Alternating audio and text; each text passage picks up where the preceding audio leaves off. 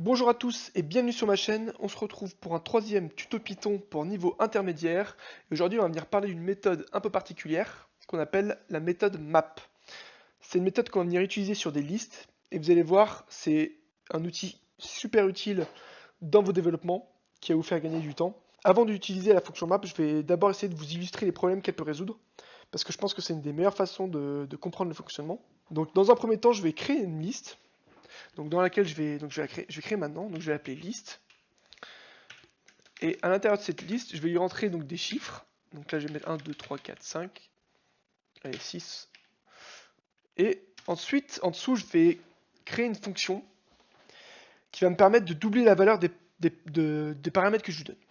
Donc je vais créer une fonction, on va l'appeler doubler. Je lui donne, hop, je lui permets de rentrer des paramètres. Donc là je l'appelle, le paramètre j'appelle x, 2.indentation. Et je lui dis de retourner du coup le double de ce que je lui donne, x fois 2. Maintenant en fait j'aimerais appliquer cette fonction sur chaque élément de ma liste, de 1 à 6, et stocker ces valeurs dans une nouvelle liste. Et si je vous laisse essayer de votre côté, vous avez sûrement une idée déjà de comment faire ça. Et je pense que instinctivement du coup vous allez vous dire ok, donc je dois parcourir chaque élément de ma liste, donc je vais forcément utiliser une boucle for, ce qui est en soi la seule solution possible pour l'instant parce que vous ne connaissez pas la fonction map. Donc l'idée que vous auriez sûrement, ce serait de faire ça. Créer une nouvelle liste dans laquelle on stockera nos valeurs doublées. Une liste vide du coup. Comme ceci. Utiliser une boucle for, donc for x in notre liste où il y a tous les chiffres. Deux petits points. Indentation. Récupérer notre liste vide et ajouter chaque élément en venant appliquer notre fonction finalement. Nouvelle liste. Append pour ajouter les éléments. Et là, en fait, à chaque fois, on vient appliquer notre fonction doubler sur x. Et si je fais un print nouvelle liste, normalement, F5 entrée, j'ai le résultat que j'attends. Vous voyez, ma liste de base qui va de 1 jusqu'à 6, et ben elle est doublée. 2, 4, 6, 8, 10, 12. Donc c'est bien le résultat qu'on attendait. Tout simplement parce que on parcourt chaque élément, x prend la valeur de chaque élément entre chaque itération, et sur chaque itération, on ajoute dans la nouvelle liste cette partie-là, qui est en fait un appel à notre fonction doublée. Et donc, imaginons, première itération, x vaut 1, donc 1 fois 2, ça fait 2. On a bien 2. Deuxième itération, x vaut 2, donc on appelle la fonction doublée sur 2. Ça nous fait 2 fois 2, 4. Donc on ajoute 4 à notre nouvelle liste. Donc on a 4 ici, et ainsi de suite. Donc on a bien ce qu'il faut. Maintenant, il y a une façon encore plus rapide de faire ce traitement-là, c'est d'utiliser la fameuse fonction map. Effectivement, donc là vous voyez, on s'est embêté à faire une boucle for avec une nouvelle liste vide dans laquelle on vient append le résultat d'une fonction. Voilà, c'est un peu tiré par les cheveux, c'est un peu compliqué. Et justement, la solution, c'est d'utiliser ce qu'on appelle une fonction map, et elle prend la forme suivante. On va venir stocker ça dans un résultat, donc on va faire résultat au résulte, c'est pareil, et on va lui dire map, donc là c'est la fameuse fonction dont je vous parle. Et à l'intérieur de cette fonction, on a deux paramètres. Le premier paramètre, ça va être la fonction que vous allez appliquer, la fonction que vous voulez appliquer. En l'occurrence, je vais rentrer plus en détail après, mais pour l'instant, on a utilisé la fonction doubler, et ben ça va être la même. Et le deuxième argument, ce sera la liste sur laquelle vous voulez l'appliquer. Et donc là, c'est pareil, c'est notre liste ici. Et en fait, cette fonction map permet d'appliquer une méthode sur chaque élément d'une liste. Ça permet de faire l'équivalent de tout ça. Alors, il y a des choses qu'il faut savoir quand même sur ce que retourne la fonction map, c'est qu'elle retourne un type map, c'est-à-dire que c'est pas un type list, c'est un type spécifique qu'on appelle le type map, et qui ressemble énormément à un type list, qui est en fait qui reste un itérable, c'est-à-dire qu'on peut quand même itérer sur chaque élément de cet objet-là finalement. Donc si je fais par exemple là, for element, je peux faire ça comme sur une liste. Une result, et que je print element, vous allez voir. Vous voyez, il arrive à parcourir chaque élément de la liste. Donc, il a bien doublé chaque élément. Ça, c'est le retour de la première, c'est ce retour-là. Donc là, c'est les éléments doublés. Et là, ce que vous voyez là, c'est juste qu'il parcourt chaque élément du résultat de notre map. Et il les sort un par un. Et donc, vous voyez bien qu'on arrive à itérer sur cet objet map. Et il a bien doublé d'ailleurs. Donc c'est que ça a fonctionné. Le type map est quand même un type très similaire au type list. Et ce qui va différencier ce type du type list, ça va être les choses suivantes. Donc je vais les marquer pour que ça soit plus clair pour vous pour retenir tout simplement. La première chose à savoir, c'est qu'un objet map, il va suivre le principe qu'on appelle lazy evaluation, qui signifie tout simplement que les éléments ils vont être calculés au moment où vous allez les parcourir.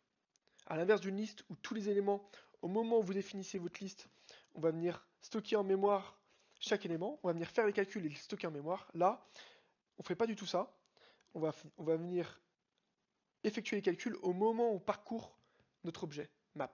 C'est-à-dire qu'au moment là où vous parcourez chaque élément, c'est ici que les calculs se font. Alors qu'une liste, ils se font en amont. Et ça a un intérêt, tout simplement, ça permet de gagner en rapidité, parce que les éléments ne sont pas précalculés et pas stockés en mémoire. Donc on gagne en efficacité tout simplement. Première chose, lazy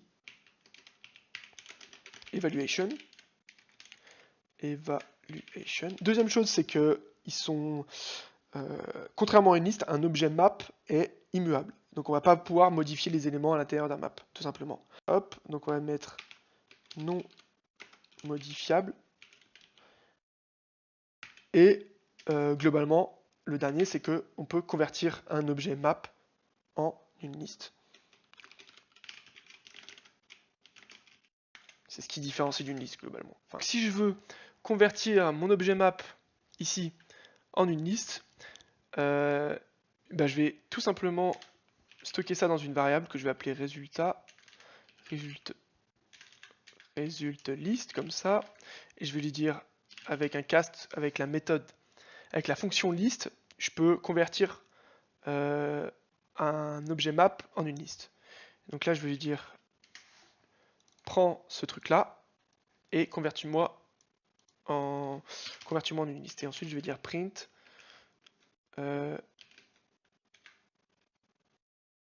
liste objet map converti en liste.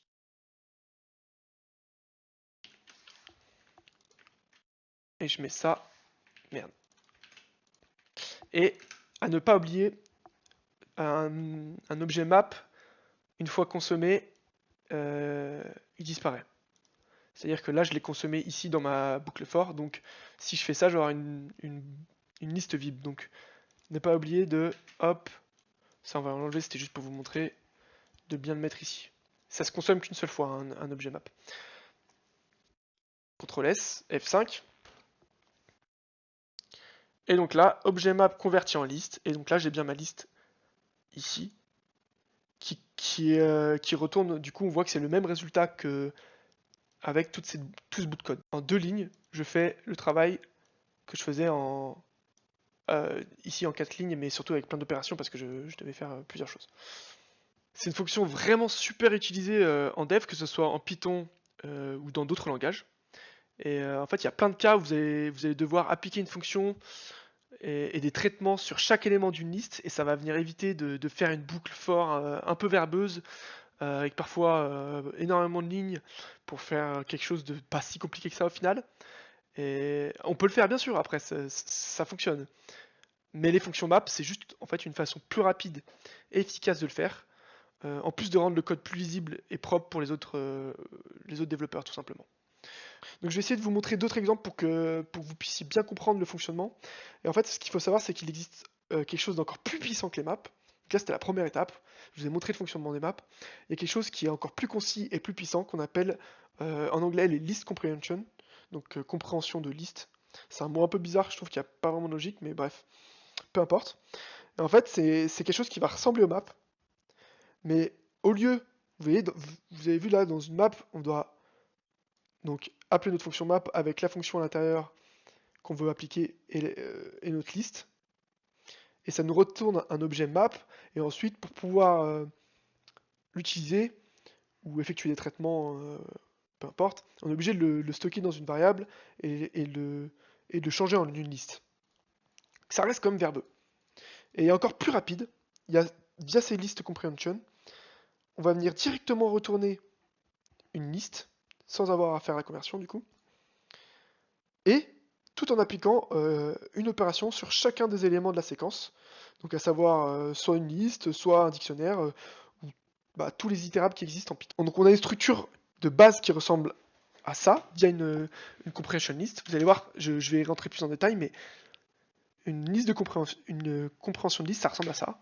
On a deux crochets, on a une expression ici, on a le mot-clé fort, on a élément, et in la séquence en question.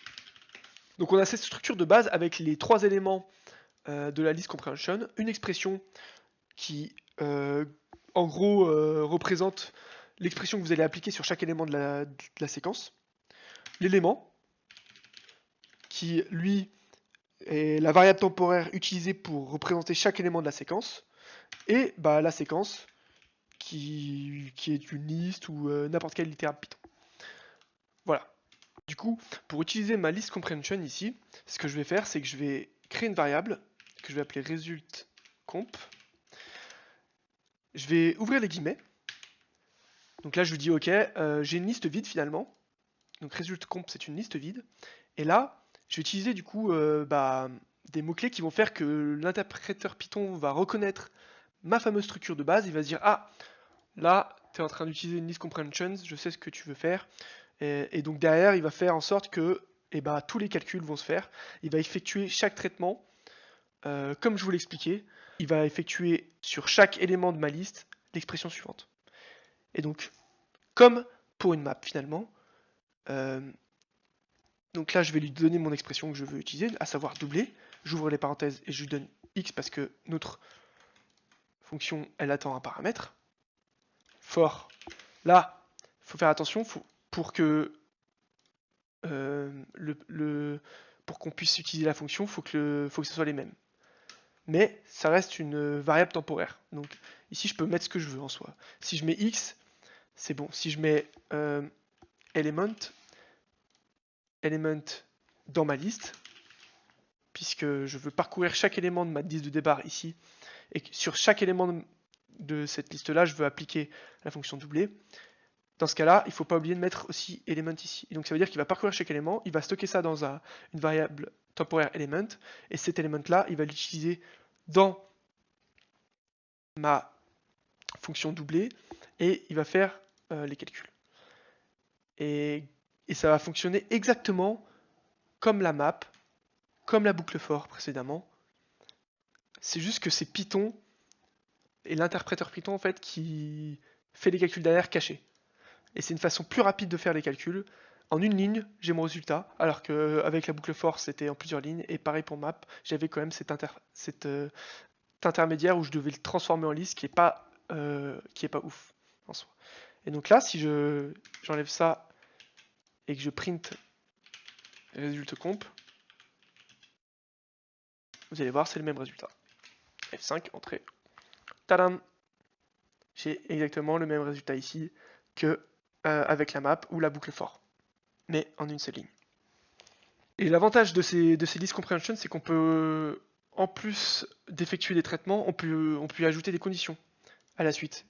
Ici, on peut dire if element, par exemple, on pourrait dire tu me doubles que pour les nombres pairs.